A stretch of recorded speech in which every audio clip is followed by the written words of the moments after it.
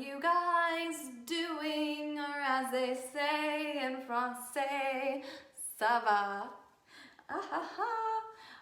Yes, this is my true personality. I am a total weirdo, but anyways, I'm embracing it today.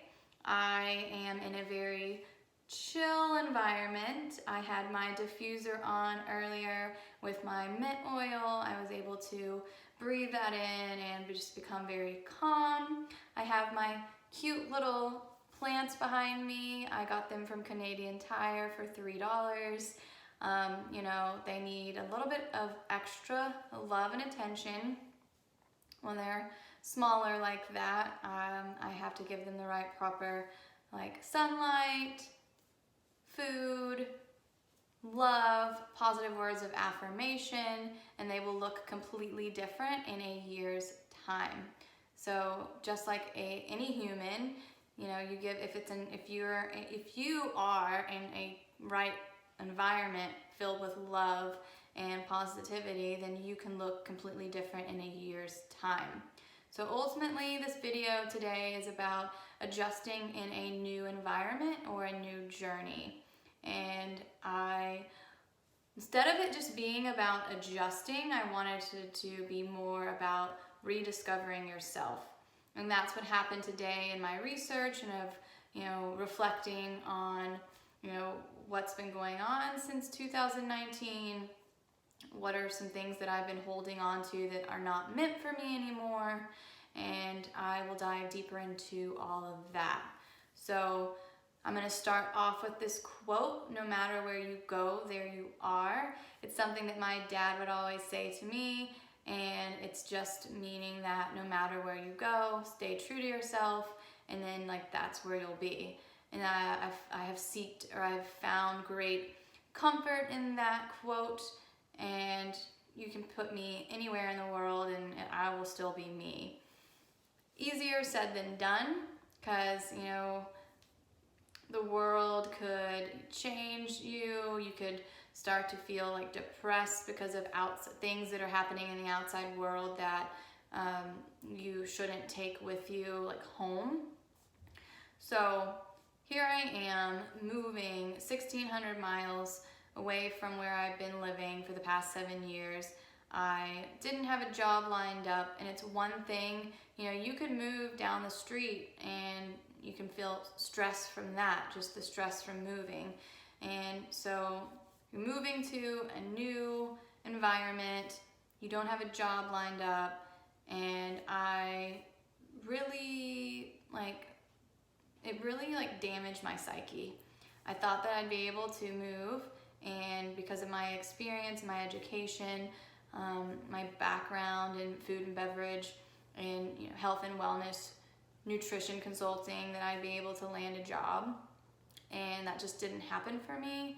I worked at a coffee shop, and then I was able to finally get a job in the hospitality world, in the hotel meetings realm, and ultimately I lost that job due to COVID. You can imagine that hotels were not hosting meetings anymore. So here I am, feeling like a failure. I never was able to land that dream job. I did have 2 interviews, one in a hospitality role, another one was for a vitamin manufacturer, managing their social media when it comes to educating the clients on proper nutrition and vitamins and nutrients and things like that. And that's right up my alley if you know me. So because I wasn't able to see any type of success or traditional success that way, I fell into ultimately a depression. So here I am, having to figure out, how do I get out of this dark hole? So I had to ask myself these 3 questions. First and foremost, what was causing that stress, anxiety in the first place? Secondly, how am I going to be able to manage that stress? And then thirdly, what do I need in my environment to continue to be stress-free? What do I absolutely need? So here I am, I have addressed what was causing my depression a year later, because what ultimately happened was because I wasn't able to see any success, personal success, I became numb, and I was in this numb state. I had to kind of step back from trying to find that quote unquote dream job. I had to kind of like, again, just readjust and know that I am capable of anything, to know my skill sets, to know my strengths and weaknesses, and continue to grow and learn. So here I am, still doing the things that I loved. I'm still doing yoga, I'm still cooking, I was learning French, but French would make me upset because my husband's from Quebec and we were working through our long distance thing because of COVID still. So I had to stop learning French because it made me sad. I was doing yoga, but I was just going through the motions. I wasn't really learning the sequences. And if I'm not able to teach myself and then be able to teach you, I can't be able to teach you guys if I'm not able to retain what I'm teaching myself. Cooking, I want to be able to walk into a kitchen, open the cupboard, and pick out things that I need to make anything. I want to be able to just retain that knowledge. I want to be able to cook a cheese sauce, which ultimately is your flour. You need like a liquid, so it could be a broth, or it could be, if you're making pasta, you can keep like half a cup of the pasta water and add that to your saucepan. So you have flour, you have a liquid, and then you can do salt and pepper, and then you add your cheese. Boom! You got a cheese sauce. Anyway, same thing with cookies or any kind of dough or cake that you make. You need your dry ingredients and your wet ingredients, and then you mix it together, and then voila, there you go. Easier said than done, but now that I am in the active learning phase again in my life, now that I'm not depressed, I can sit here and just tell you guys these things. So I have addressed my problems, addressed what was causing my anxiety, stress, and depression, and then now step 2, I am going back to the things that I love, and I am actively learning them again. Step 3, what are things that I absolutely need in my life to be stress-free? I need natural sunlight. Doesn't necessarily matter where I am in the world, as long as I'm sleeping in a house that has a lot of natural sunlight and I can wake up and just see blue skies and puffy clouds, I'm fine.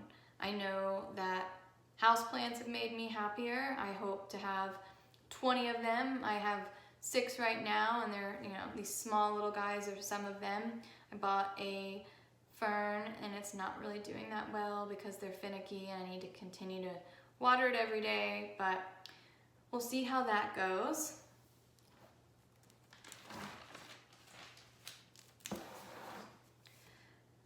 So now that I have relearned what was causing my anxiety and stress, and now that I've learned how to deal with it, I now know that is whatever is truly meant for me will come into my life, but I need to be ready for it. I need to continue to grow and sharpen my skill set and just do all the things that I'm passionate about. I may not, get a paycheck by doing these things, but that way, whenever my opportunity for me to enter the workforce again arises, I will have the confidence and be able to sell myself once again. So I hope that you guys know, being able to, it's really hard to move, extremely hard. And if you can stay true to yourself, and if you have somebody to talk to, but if you don't have somebody to talk to yourself. Sit and meditate, write in your journal, reflect on things that have gone right versus, things that have gone wrong. I think ultimately what happened was I was stuck in a low vibration, and now I have finally dug myself out of that low vibration, and I'm high vibing it, high vibing it. So have a good one, guys. And again, stay positive, and I will speak to you later. Bye. Does anybody ever feel like their eyebrows are never the same? I mean, I really want them to be twins and not sisters, but if I constantly do this, they're sisters. Random, like I really am very random in my daily life.